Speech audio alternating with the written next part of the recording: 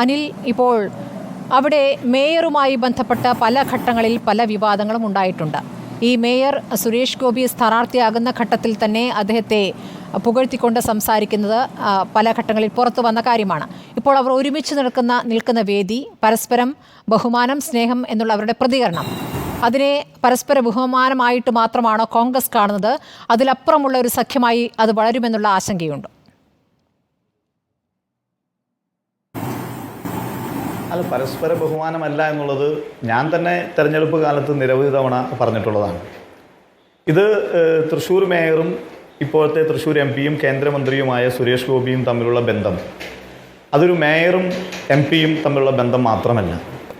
കഴിഞ്ഞ തെരഞ്ഞെടുപ്പ് കാലത്ത്, ഞാൻ ഉദ്ദേശിക്കുന്നത് കഴിഞ്ഞ തദ്ദേശ സ്വയംഭരണ തെരഞ്ഞെടുപ്പ് കാലത്ത് ഈ മേയർ മത്സരിച്ചിരുന്നത് കോൺഗ്രസ് സബിലായി നെറ്റിശ്ശേരി എന്ന് പറയുന്ന വാർഡിലാണ്, ഡിവിഷനിലാണ്.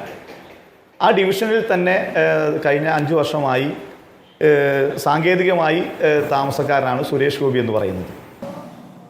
പിന്നെ തിരുവനന്തപുരത്തും അല്ലെങ്കിൽ മറ്റ് സ്ഥലങ്ങളിലൊക്കെ താമസിക്കുന്ന സുരേഷ് ഗോപിയുടെ ബന്ധുക്കൾക്ക് ഈ പറയുന്ന മേയറുടെ ഡിവിഷനിലാണ് വോട്ടെന്നാണ് ഞാൻ മനസ്സിലാക്കാൻ കഴിഞ്ഞിട്ടുള്ളത്. കാരണം നെറ്റിശ്ശേരി എന്ന് പറയുന്ന പ്രദേശത്താണ് സുരേഷ് ഗോപി വോട്ട് രേഖപ്പെടുത്തിയത്.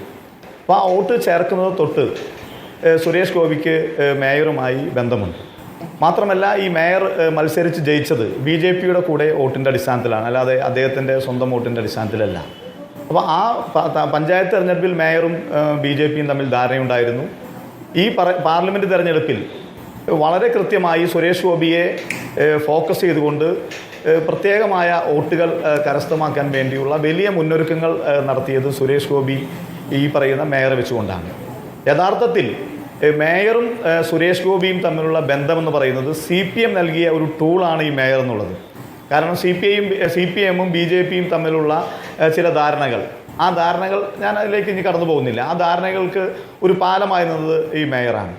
അപ്പോൾ ഇപ്പോഴത്തെ സാഹചര്യത്തിൽ നമുക്കറിയാലോ, തെരഞ്ഞെടുപ്പ് കഴിഞ്ഞ സമയത്ത് തൃശ്ശൂർ മേയറുമായി ബന്ധപ്പെട്ട വിഷയത്തിൽ മേയർ രാജിവെക്കണമെന്നുള്ളത് LDF-ൻ്റെ സ്ഥാനാർത്ഥിയായ ബഹുമാനായ തൃശ്ശൂർ അസംബ്ലിയിൽ നിന്ന് തന്നെ MLA ആയിരുന്ന കൃഷി വകുപ്പ് മന്ത്രി, അദ്ദേഹം കൂടി മുൻകൈ എടുത്തിട്ടാണ് ഈ മേയറെ ഇങ്ങോട്ട് കൊണ്ടുവരുന്നത്. സുനിൽകുമാർ പോലും രാജിവെക്കണം എന്ന് പറഞ്ഞ സാഹചര്യം അവിടെ നിൽക്കുകയാണ്. ആ രാജിയോട് പൂർണ്ണമായും, അല്ലെങ്കിൽ ആ രാജി അവഗണിച്ചുകൊണ്ടാണ്, അതിന് മറുപടി പോലും പറയാതെയാണ് CPM മുന്നോട്ട് പോയത്. ഇപ്പോഴത്തെ പ്രത്യേക സാഹചര്യത്തിൽ വീണ്ടും മേയർ ഈ പറഞ്ഞു വരുമ്പോൾ ഇതൊക്കെ നമ്മൾ കൂട്ടി വായിക്കേണ്ടതായിട്ടുണ്ട്. മേയർ എന്നുള്ളത് CPM BJP ഇടയിലുള്ള ഡീലിനുമായി ബന്ധപ്പെട്ട ഒരു ടൂളാണ്.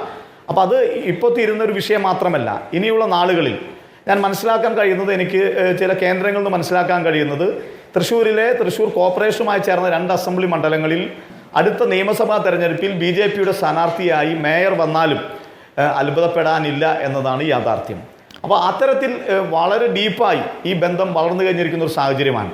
CPM-നെ പോലൊരു പാർട്ടി, പ്രത്യേകിച്ച് തൃശ്ശൂർ അസംബ്ലി മണ്ഡലം, VS സുനിൽകുമാർ MLA ആയിരുന്ന പ്രദേശം, VS സുനിൽകുമാർ കൃഷി വകുപ്പ് മന്ത്രിയായിരുന്ന പ്രദേശത്ത് അവർ 3-ാം സ്ഥാനത്തേക്ക് പോയി എന്നതാണ് ഈ തെരഞ്ഞെടുപ്പിലെ പ്രത്യേകത എന്ന് പറയുന്നത്. അപ്പോൾ മേയർ ഉൾപ്പെടെയുള്ള ആളുകൾ, CPM-ഉം മേയർ ഉൾപ്പെടെയുള്ള ഒരുപാട് കള്ളവോട്ടുകൾ ചേർത്തൊക്കെ നമ്മൾ കണ്ടതാണ്. അപ്പോൾ മേയറുടെ സഹായമില്ലാതെ സുരേഷ് ഗോപിക്ക് അല്ലെങ്കിൽ BJP-ക്ക് ഇത്രയധികം വോട്ടുകൾ വിവിധ ഫ്ലാറ്റുകളിലായി ചേർക്കാൻ കഴിയുന്ന സാഹചര്യമല്ല. അപ്പോൾ അങ്ങനെ ഒരു വലിയ ബന്ധം ഇവർ തമ്മിലുണ്ട്.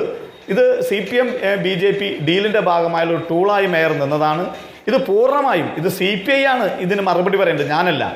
ഇപ്പോൾ വീണ്ടും സുരേഷ് ഗോപിയെ പ്രൊജക്റ്റ് ചെയ്തുകൊണ്ട് മേയർ നടത്തുന്ന ഈ വാചകക്കർസത്തും അല്ലെങ്കിൽ സുരേഷ് ഗോപിയെ അഭിനന്ദിച്ചുകൊണ്ടുള്ള മേയറുടെ നടപടികളും അതിനെ ചോദ്യം ചെയ്യേണ്ടത് CPIയുടെ ഉത്തരവാദിത്തമാണ്.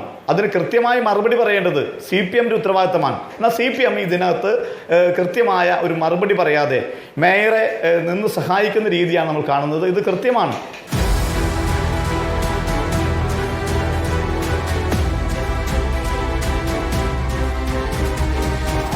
Debate with Smriti Parithikad.